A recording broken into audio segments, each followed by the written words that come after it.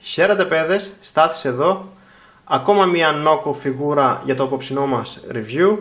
Σήμερα θα δούμε τον Kubianbao Tormentor Dragon The Knight. Αυτός είναι ο The Last Knight Steelbane. Σε περίπτωση που δεν θυμάστε ποιος είναι ο Steelbane, ήταν ένας υπότης ο οποίος είχε πεθάνει. Τον είχε βρει ο Cage σε ένα κατεστραμμένο διαστημόπλιο και ο Steelbane του είχε δώσει το φυλακτό. Oh, easy, easy, all right? Just here to help you. Oh, easy, buddy. Yeah. Really bad, all right? Protect from Queen. Sorry.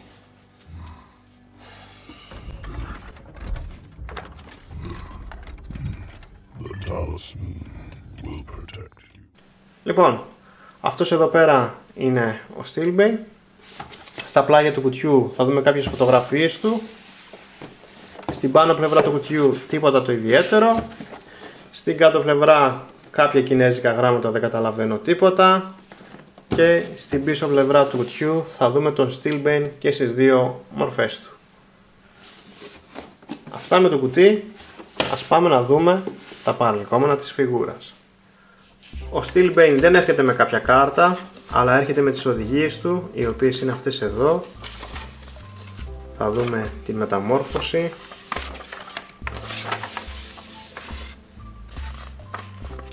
Λοιπόν, πάμε τώρα να δούμε και τη φιγούρα από κοντά. Και εδώ έχουμε τον Steelbane σε δράκο μορφή.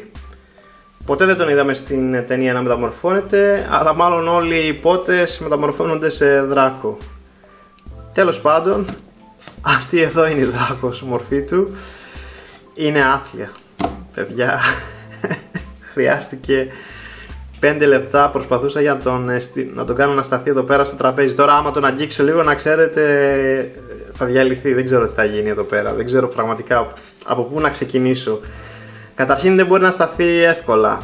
Ο λόγος είναι ότι εδώ η πλάτη του δεν κουμπώνει πουθενά, με αποτέλεσμα να πέφτει.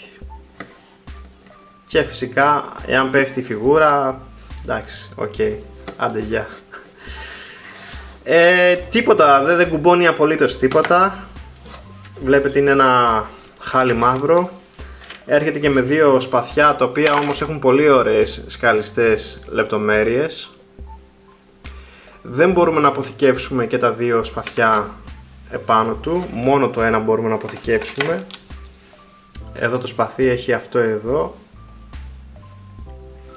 το πλαστικό, και έρχεται και κουμπώνει σε αυτήν εδώ πέρα την τρύπα.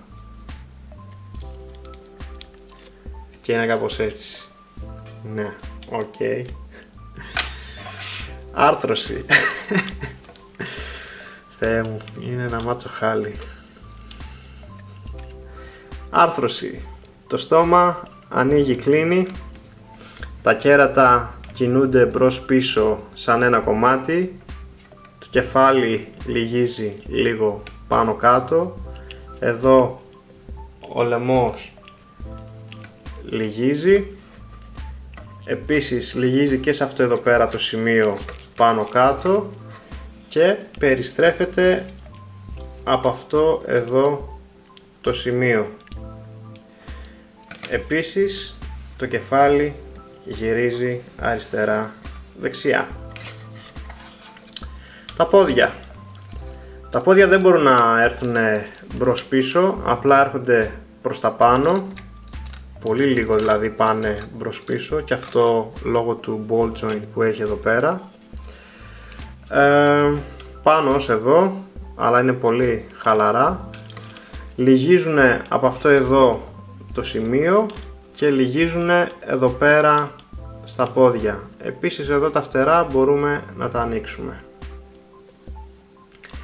Τα πίσω τα πόδια περιστρέφονται, έρχονται πάνω ως εδώ, περιστρέφονται από αυτό εδώ το σημείο, λυγίζουν εδώ στο γόνατο, λυγίζουν εδώ στο πόδι και επίσης το πόδι εδώ περιστρέφεται.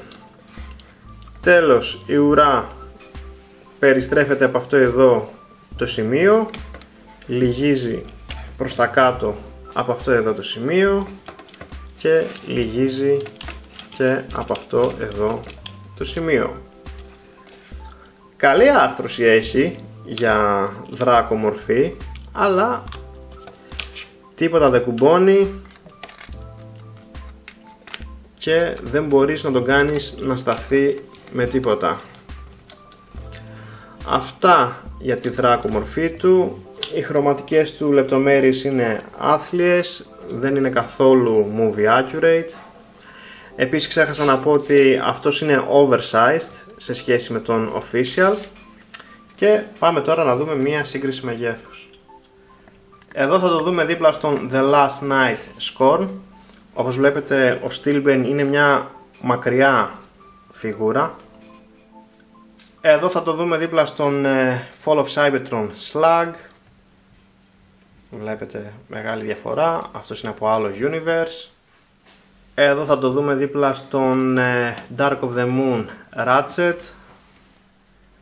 Δίπλα στον Revenge of the Fallen Sideways. Μεγάλη διαφορά. Και τέλος, εδώ θα το δούμε δίπλα στον Studio Series Grimlock. Ο Grimlock είναι μια Leader Class φιγούρα.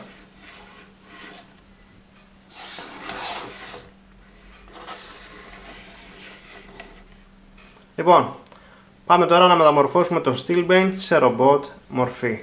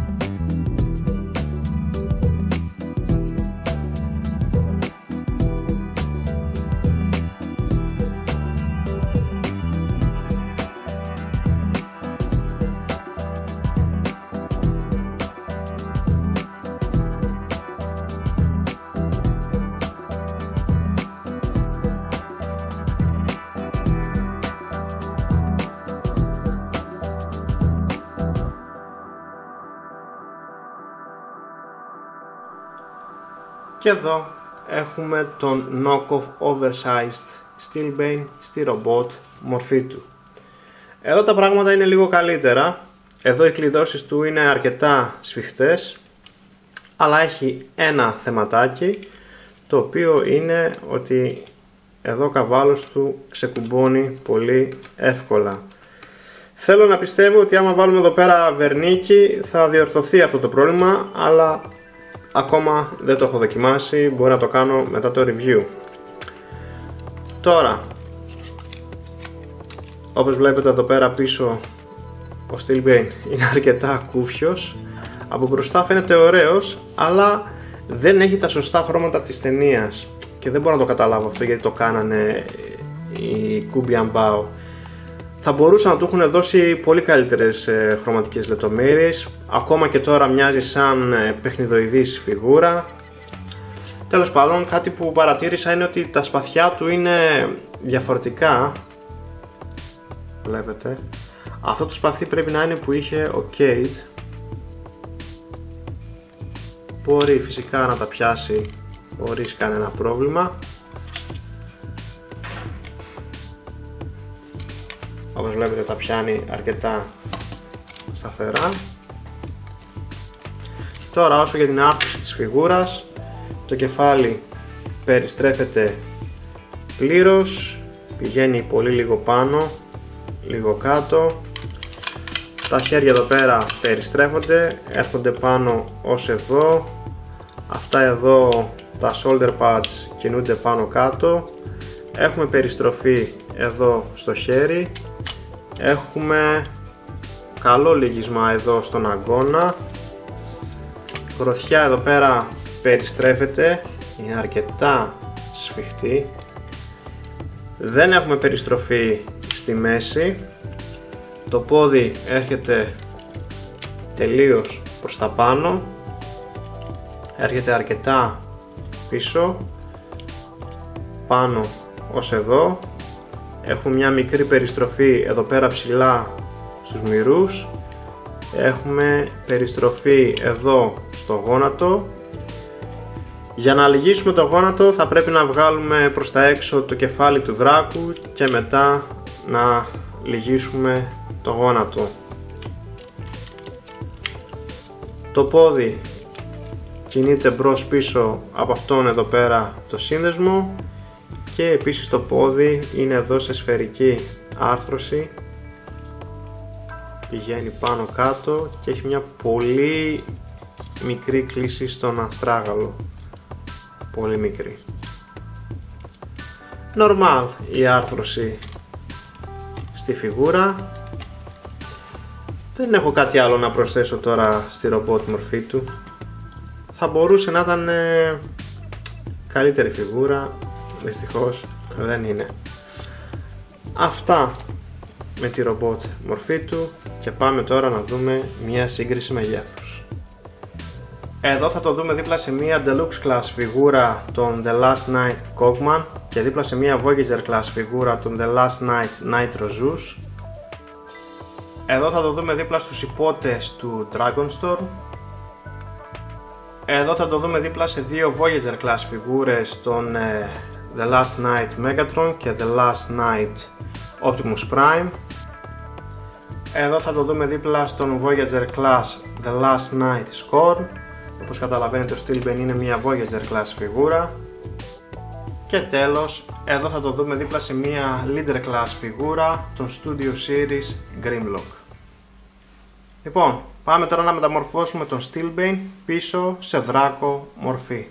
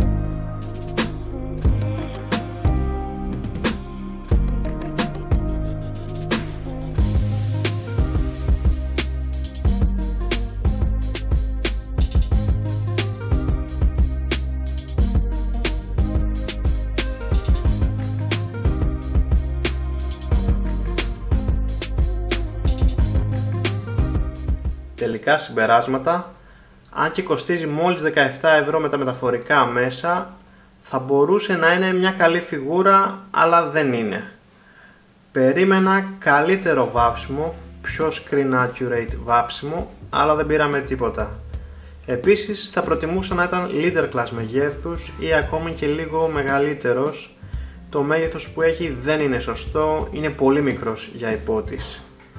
Είναι καλύτερος από τον official, αλλά και αυτός έχει τα θεματάκια του. Γνώμη μου είναι να μην τον αγοράσετε, παραγγείλτε μια πίτσα καλύτερα. Πιστεύω θα βγει καλύτερη έκδοση στο μέλλον. Αυτά είχα να πω για τον knockoff oversized Steelbane. Στηρίξτε το κανάλι μου αφήνοντας ένα σχόλιο και κάνοντας ένα like στο βίντεο. Ευχαριστώ που με παρακολουθήσατε, τα λέμε την επόμενη φορά. Γεια σας.